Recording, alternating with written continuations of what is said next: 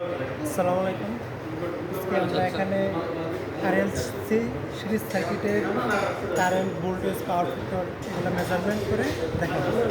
তো এখন আমি সার্কিটের কানেকশনগুলো দিচ্ছি।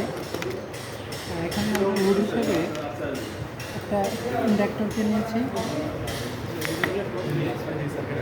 তারপরে ইন্ডাক্টর থেকে একটা লোড হিসাবে একটা বাল্বকে নিয়েছি শর্ট, তারপরে ক্যাপাসিটর নিব, ক্যাপাসিটর কানেকশন দিয়েছি।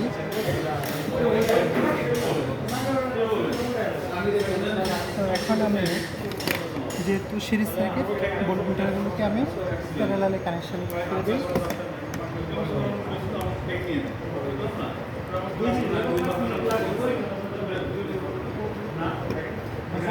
ক্যাপাসিটরের একপাশে একটা ভোল্টমিটার লাগিয়ে দিলাম।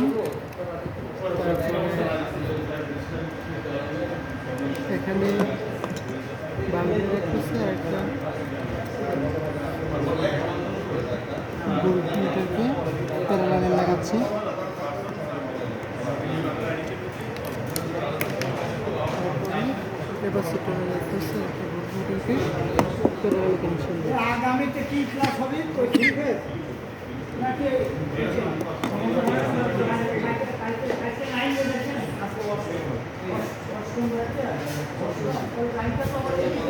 এখন আমি একটা ওয়াটমিটার কানেকশন দেব।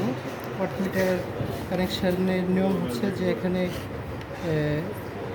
এই দুইটা মাথা হচ্ছে আপনার ওর সোর্স দেওয়া, ওকে পাওয়ার দেওয়া, আর মাঝখানের দুইটা হচ্ছে লোডের সাথে কানেকশন হবে।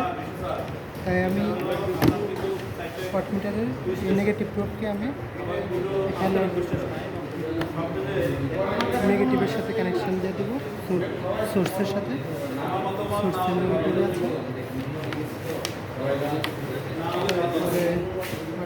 তারপরে ওয়াটমিটারের কাজ পজিটিভকে আমি পজিটিভের সাথে কানেকশন দিয়েছি। এখন আমার ওয়াটমিটারের লোড, ওয়াটমিটারকে লোডের সাথে কানেকশন দিতে হবে। লোডের সাথে কানেকশন দেওয়ার ক্ষেত্রে আবার কারণটা হচ্ছে নেগেটিভ। নেগেটিভটাকে আমি এখানে নেগেটিভের সাথে কানেকশন দিয়ে দিচ্ছি এবং পজিটিভটাকে আমি এখানে পজিটিভ টার্মিনাল যেটা আছে আমার, ওই টার্মিনালের সাথে কানেকশন দিয়ে দিচ্ছি। তো এই হচ্ছে আমার সার্কিটের কানেকশন। এখন আমি পাওয়ার দিচ্ছি। পাওয়ার দেওয়ার পরে দেখা গেছে যে আমার ভোল্টেজ, ইন্ডাক্টরের সাথে ভোল্টেজ আছে 191, এদিক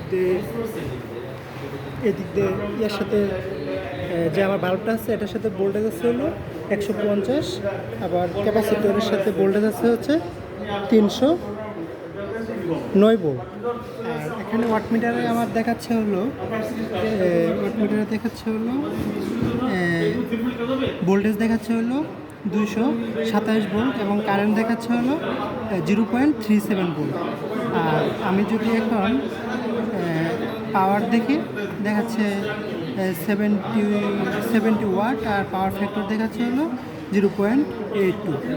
এই হচ্ছে আমার সার্কিটের কানেকশান এবং তার মানগুলো। আজকে এই পর্যন্তই, ধন্যবাদ।